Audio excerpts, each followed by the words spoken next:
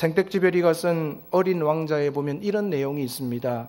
세상에서 가장 어려운 일이 뭔지 아니?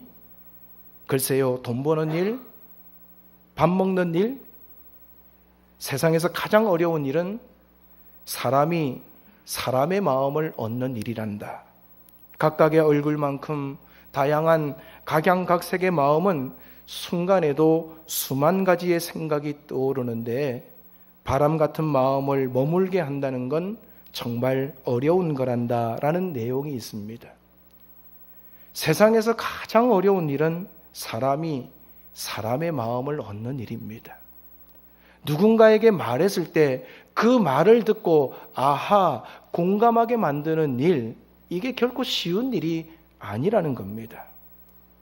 저도 자식을 키웁니다마는 자식들이 부모님이 옳은 소리, 성공할 수 있는 여러 가지 조언을 함에도 불구하고 그 말씀을 들을 때 아하 하고 공감하는 자녀들은 거의 없습니다. 막 게임을 하고 있는데 야, 게임 그만하고 좀 쉬지? 그러면 아하 하고 반응해야 되는데 입이 이만큼 나와요. 참 자기 양을 먹어서 많이 먹고 있으면 야, 그거 많이 먹으면 배탈 나는데 나중에 먹지? 그래도 입이 이만큼 나와요. 다 잘 되라고 하는 이야기임에도 불구하고 마음과 마음이 닫혀 있고 누군가가 옳은 소리를 해도 마음이 닫혀 있으니까 그 말을 들으려고 하지 않는 거예요. 사람은 마음을 얻는 만큼 행복해집니다. 오늘 저와 여러분이 혹 행복하지 못하다면 누군가로부터 마음을 얻지 못했기 때문일 수도 있습니다. 철학자 피이테는 사랑은 인간의 주 성분이다라는 말을 했습니다. 우리 몸의 물이 약 70%를 차지하고 있듯이 인간의 마음을 차지하는 것은 사랑이어야 한다는 겁니다. 그래서 사람은 사랑을 먹고 사는 존재입니다. 환경이 어렵고 힘이 들어도 사랑을 듬뿍 먹고 자란 자녀들은 기쁘고 행복할 수 있습니다. 반면에 좋은 환경과 여러 가지 돈이 많은 환경 속에서 자랄지라도 사랑을 받지 못한 인생은 여러 가지 어렵고 힘든 상황들을 경험할 수밖에 없을 것입니다.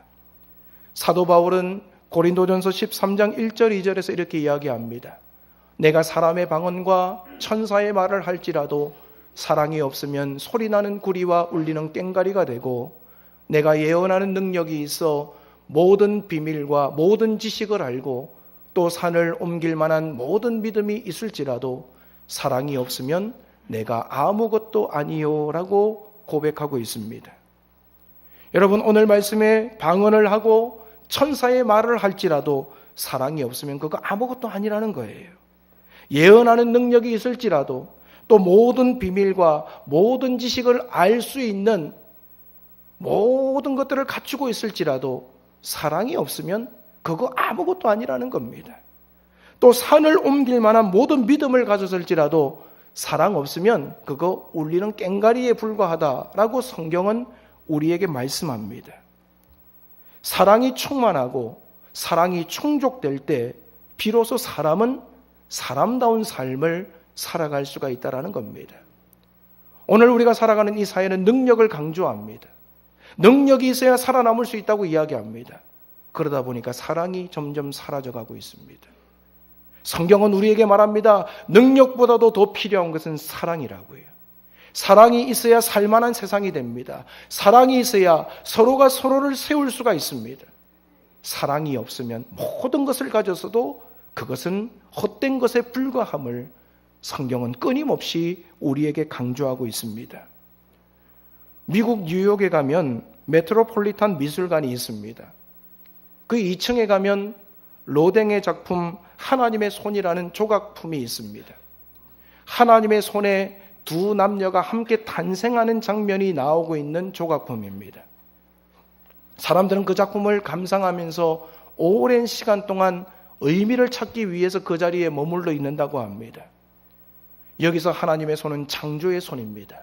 뿐만 아니라 연약한 인간을 감싸고 보호하시는 사랑의 손입니다. 하나님의 성품이 사랑이기 때문에 인간은 태어나면서부터 사랑을 필요로 하는 존재가 됩니다. 마치 화초가 햇빛을 받아야 꽃을 피우듯이 사람은 사랑을 받을 때 비로소 아름다운 삶을 누릴 수가 있습니다. 사랑은 창조주 하나님의 품성입니다. 따라서 진정한 사랑은 사람들로 하여금 나의 존재 가치가 어떠한가를 깨닫게 만듭니다. 사랑받지 못한 사람은 내가 무가치한 존재라고 생각합니다. 사랑받지 못하면 나는 아무것도 할 수 없다고 생각합니다. 하지만 사랑받으면 내가 이전에 알지 못했던 능력들이 개발되어집니다. 인정받고 사랑받기 시작하면 무엇이든지 할 수 있다라는 자신감이 생깁니다. 자존감이 높아집니다. 이렇게 사랑은 우리의 삶을 풍성하게 만들고 가능성 있게 만드는 것임을 우리는 잘 알고 있습니다. 그런데 오늘 우리의 삶 가운데 얼마나 많은 사랑들을 베풀면서 살아가고 있는가, 우리 자신을 한번 좀 돌아보았으면 좋겠습니다. 갈라디아서 5장 22절 23절에 보면 성령의 9가지 열매가 있습니다. 오직 성령의 열매는 사랑과 희락과 화평과 오래 참음과 자비와 양성과 충성과 온유와 절제니 이 같은 것을 금지할 법이 없느니라 말씀합니다. 성령의 9가지 열매 중에 가장 중심이 되고 기초가 되는 그 열매가 뭐냐? 사랑이라는 거예요. 여러분, 사랑이 없는 기쁨은 참다운 기쁨이 아닙니다. 사랑이 없는 화평은 참다운 화평이 될 수가 없습니다. 사랑이 없는 자비는 제대로 된 자비의 가치가 없다라는 것입니다. 사랑이 기본이 된 희생, 희락과 화평과 오래 참음, 그 외의 것들이 바르게 세워질 수 있다고 성경은 우리에게 말씀하고 있습니다. 여러분, 불편한 가운데에서도 누군가가 사랑으로 다가가면 그 불순물들이 다 녹아 없어지는 거예요. 사랑하는 여러분, 오늘 사랑하면 우리의 삶에 더욱 좋은 가치를 만들어내는 능력이 저와 여러분에게 나타나게 될 것입니다. 사랑하면 그 사람은 더욱더 밝아집니다. 사랑을 받으면 그 사람은 더 많은 자신의 아름다운 능력을 개발할 수가 있습니다. 심리학자 에릭 프롬은 사랑의 기술이라는 책에서 사랑의 본질과 구조에 대해서 이렇게 이야기를 합니다. 사랑은 인간의 활동적인 힘이다. 사랑은 나와 내가 하나로 합하는 노력이다. 우리가 연합할 때 기쁘고 행복하다라는 이야기를 했습니다. 언제 사람이 행복합니까? 서로 연합할 때, 서로를 사랑할 때 우리는 참된 행복을 누릴 수 있다는 겁니다. 자식이 좋은 대학에 합격하면 기쁘지요. 자식이 좋은 직장에 합격하게 되면 즐겁지요. 또 많은 돈을 벌어들이게 되면 행복합니다. 그런데 그 행복이 지속되던가요? 물질적인 행복은요, 잠깐 있다가 그냥 무덤덤해집니다. 하지만 서로가 서로를 향한 사랑이 계속해서 지속될 때 그것이 우리를 행복하게 만들고 살맛나게 만든다는 것을 에릭 프롬은 우리에게 가르쳐주고 있습니다. 예수님은 오늘 본문 말씀에서 우리를 향해서 서로 사랑하라라고 명령하고 있습니다. 오늘 34절 말씀에 새 계명을 너희에게 주노니 서로 사랑하라. 내가 너희를 사랑한 것 같이 너희도 서로 사랑하라 말씀하셨습니다. 왜 서로 사랑하라고 말씀하셨을까요? 사랑하지 않기 때문에 그렇게 하라고 말씀하신 겁니다. 오늘 저와 여러분을 향해서도 서로 사랑하라고 주님께서는 말씀하고 있습니다. 사도 요한도 요한 1서 4장 11절 12절에 사랑에 대해서 이렇게 이야기합니다. 사랑하는 자들아, 하나님이 이같이 우리를 사랑하셨은즉 우리도 서로 사랑하는 것이 마땅하도다. 어느 때나 하나님을 본 사람이 없으되 만일 우리가 서로 사랑하면 하나님이 우리 안에 거하시고 그의 사랑이 우리 안에 온전히 이루어지느니라 말씀하고 있습니다. 신앙생활하는 우리에게 사랑은 의무입니다. 예수 믿는 사람은 사랑해야만 합니다. 사랑은 조건에 따라서 해도 되고 안 해도 되는 것이 아니라 오늘 주님의 사랑을 경험한 사람이라면, 하나님을 내 안에 모시고 살아가는 사람이라면 사랑해야 한다고 성경은 우리에게 말씀합니다. 왜냐하면 사랑할 줄 모르는 사람은 하나님을 볼 수 없기 때문입니다. 자, 그렇다면 오늘 우리가 어떻게 우리의 사랑을 표현해야 될 것인가, 어떻게 실천해야 될 것인가 말씀을 통해서 깨닫기를 원합니다. 첫 번째로 관심으로 사랑을 표현해야 합니다. 사람은요, 자기가 사랑하는 대상에게 관심을 가집니다. 엄마는 자식을 사랑합니다. 그래서 항상 자식에게 관심을 가지고 있습니다. 아이가 밥을 적게 먹으면 얘야 어디 아프냐? 입맛이 없냐? 반찬이 입에 맞질 않니? 이러면서 관심을 가집니다. 학교에 다녀오는데 풀이 죽어서 들어오면 누구하고 싸웠니? 성적이 안 좋게 나왔니? 엄마는 끊임없이 자식에게 관심을 가집니다. 이 관심이 바로 사랑이라는 거지요. 레오 보스카글리아라는 사람이 살며 사랑하며 배우며라는 책에 이런 이야기를 했습니다. 사랑의 반대는 미움이 아니라 무관심이다. 그리고 무관심은 죄악이다 라는 이야기를 했습니다. 오늘날 많은 사람들이 사랑받기를 원합니다. 그런데 사랑받기만 원하지 사랑하려고 하지 않습니다. 관심을 가져야 되고 그 사람의 필요가 무엇인지 항상 우리가 주목해야 되기 때문에 사랑을 주려고 하다 보면 피곤하다고들 이야기합니다. 그러다 보니까 오늘날 많은 사람들이 사랑받기를 원하고 사랑하려고 하는 이와 같은 모습에서 점점 멀어져 가고 있습니다. 어쩌면 그 사랑이 이기적인 사랑으로 변화되고 있습니다. 나를 사랑하고 내 가족 정도는 사랑하는데 그 외 사람들에 대해서는 관심을 가지려고 하질 않습니다. 귀찮다는 거예요. 힘들다는 거예요. 그래서 나만 아니면 돼라고 하는 이런 잘못된 사고방식들이 우리의 삶 가운데 팽배해 있습니다. 누가복음 10장에 보면 예수님께서 이웃에 대해 사랑을 설명하시면서 선한 사마리아 사람의 비유를 말씀합니다. 어떤 사람이 예루살렘에서 여리고로 내려가는 길에 강도를 만났습니다. 그 사람은 강도에게 맞아서 거의 죽을 지경에 이르렀습니다. 가지고 있는 것도 다 빼앗겼습니다. 한참 신음하고 있는데 그때 마침 제사장이 그 길을 지나갑니다. 제사장은요, 그 강도 만난 사람을 보고 자신도 똑같은 일에 처할까 봐 빨리 가버립니다. 다음에는 레위인이 지나갑니다. 레위인도 마찬가지로 그 길을 지나가 버립니다. 하지만 사마리아 사람이 그 길을 지나가다가 강도 만난 사람을 보았습니다. 성경에 보니까 그 사람을 보면서 불쌍히 여겼다라는 내용이 나옵니다. 사마리아 사람은 그 강도 만난 사람의 눈과 눈이 마주치면서 그 신음하는 소리를 들으면서 불쌍히 여기는 마음이 생겼습니다. 지체하지 않고 포도주로 상처를 소독합니다. 그리고 기름을 바르고 응급치료를 합니다. 뿐만 아니라 자기 짐승에 태워가지고 주막으로 데리고 갔습니다. 그리고 주막 주인에게 부탁하면서 비용을 지불합니다. 혹시 돈이 더 들더라도 이 사람 잘 돌봐주십시오. 제가 다음에 들릴 때 모자란 부분들은 제가 그때 드릴 테니까 이 사람 잘 치료해달라고 단단히 부탁을 했습니다. 예수님은 이 이야기를 들려주시면서 이 세 사람 중에 누가 강도 만난 자의 이웃이냐 물으셨습니다. 누가 강도 만난 사람을 진정으로 사랑하는 사람이냐는 것입니다. 그것은 바로 이 강도 만난 사람에게 관심을 가졌던 사마리아인을 두고 하신 말씀입니다. 여러분, 사랑은 관심으로 표현되어야만 합니다. 우리 하나님은 관심으로 표현되는 사랑을 원하십니다. 입으로만 사랑을 내뱉으면서 삶을 통해서는 전혀 실천되지 않는 사랑은 껍데기 사랑에 불과합니다. 능력이 없는 사랑입니다. 오늘 우리가 관심을 가져야 할 사람들에게 혹 관심을 가지지 못해서 제대로 사랑을 전달하지 못한 부분이 있으신가요? 변화받고 우리가 관심을 가지고 사랑을 회복하는 은혜가 있기를 원합니다.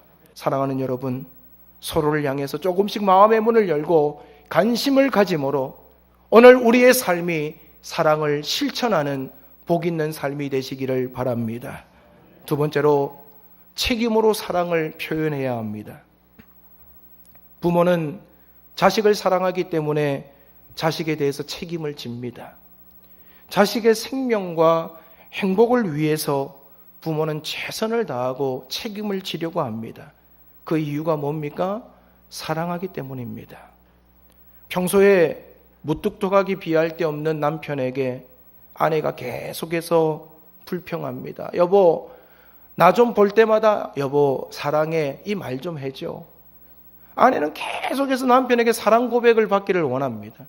그런데 남편은 무뚝뚝한 경상도 남자가 돼가지고 아니 꼭 그걸 말로 해야 알아? 내가 같이 살고 있고 당신 사랑하는 것 삶을 통해서 보여주고 있잖아.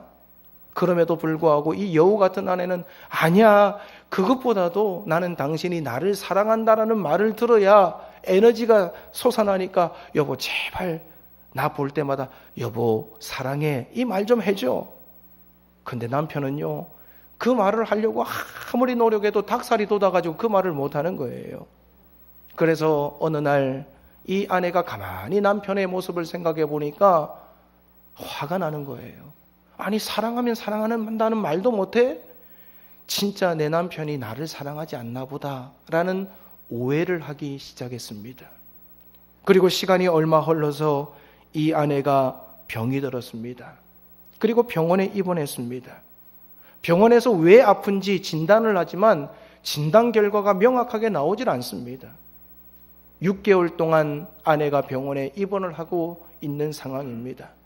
그런데 그 6개월 동안 남편은 직장에서 퇴근하면 병원으로 찾아옵니다. 그리고 아내 옆에서 병간호를 합니다. 피곤한 몸을 그 아내 옆에서 쪽잠을 자면서 최선을 다해서 아내를 간호했습니다. 그러던 어느 날 남편이 그 침대에 얼굴을 파묻고 피곤한 나머지 잠이 들었습니다. 아내가 가만히 남편을 보니까 그날따라 남편이 참 불쌍해 보이는 거예요. 남편을 향해서 내가 지금까지 사랑한다라는 말을 안 한다고 불평했는데 왠지 미안하고 짠한 마음이 들더랍니다. 그래서 침대에 얼굴을 파묻고 잠이 든 남편의 손을 붙잡았습니다. 그런데 그때 평상시에 느끼지 못했던 남편의 모습이 얼마나 감사함으로 다가왔는지 눈에서 눈물이 왈칵 쏟아지더래요. 남편 손을 잡으니까 그 손이 얼마나 거친지 그 거친 손을 만지면서 나를 위해서, 우리 자식들을 위해서, 가정을 위해서 이렇게 일하고 힘들다는 소리 안 한 그 남편의 사랑이 온몸으로 전달되더랍니다. 그 사랑에 감사하는데 또 성령님께서 그 여인의 마음을 만지기 시작했습니다. 이 일로 인해서 그날부터 변화가 없던 병세가 아주 빠르게 건강한 몸으로 회복되어서 태어나게 되었다라는 간증을 들은 적이 있습니다. 여러분, 사랑하는 사람을 위해서라면 책임을 느낄 줄 알아야 합니다. 그리고 책임을 질 줄 알아야 합니다.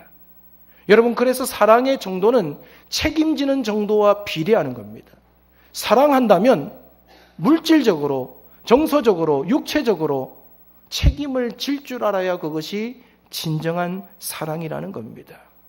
사랑하는 여러분, 오늘 여러분들은 사랑한다고 하면서도 사랑하는 이들에게 얼마나 책임을 지고 있습니까?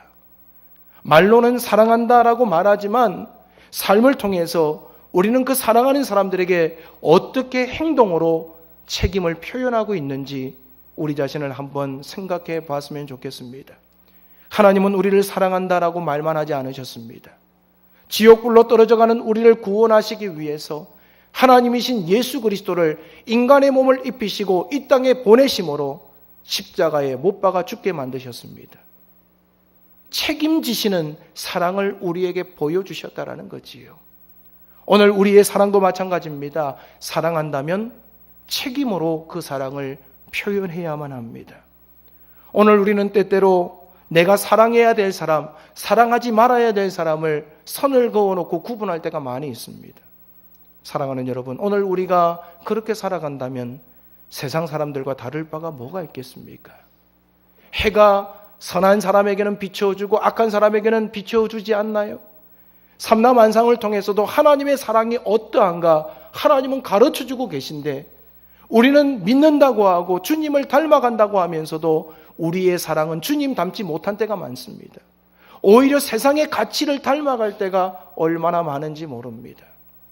나를 힘들게 하는 사람이라도, 나와 관계가 깨어진 사람이라도, 또 나와 갈등 관계에 있는 사람이라도 내가 책임감을 가지고 그 사랑을 표현할 때 그 사랑은 우리를 하나 되게 만드는 은혜로 나타나게 될 줄로 믿습니다. 여러분, 누가복음 18장 7절 8절에 보면 하물며 하나님께서 그 밤낮 부르짖는 택하신 자들의 원한을 풀어주지 아니하시겠느냐, 그들에게 오래 참으시겠느냐, 내가 너희에게 이르노니 속히 그 원한을 풀어주시리라. 그러나 인자가 올 때에 세상에서 믿음을 보겠느냐 말씀합니다. 오늘 하나님은 어떤 분이시냐? 밤낮 부르짖는 택하신 자들의 원한을 풀어주시는 하나님이라는 거예요. 우리를 사랑하시는 하나님은 우리의 모든 것들을 책임져 주시는 하나님이시라는 거예요.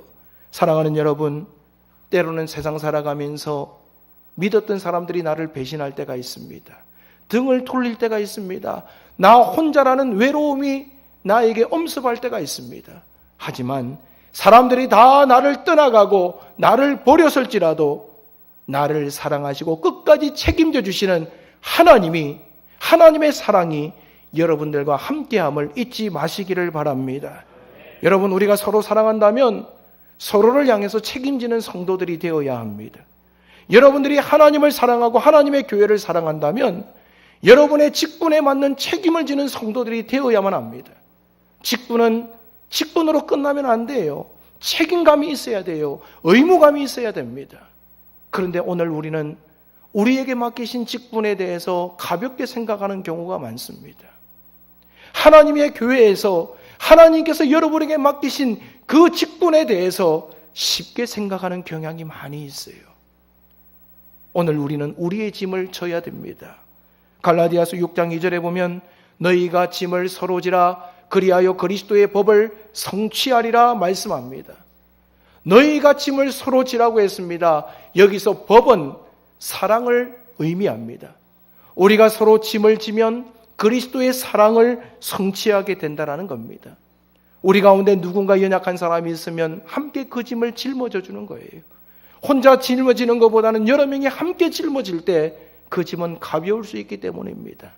세상 사람들은 이기적입니다. 자기 자신만을 위해서 살려고 합니다. 아니요, 어찌 보면 세상 사람들이 요즘에 많은 기여를 하려고 합니다. 재능을 기부하려고 합니다. 물질을 기부하려고 합니다.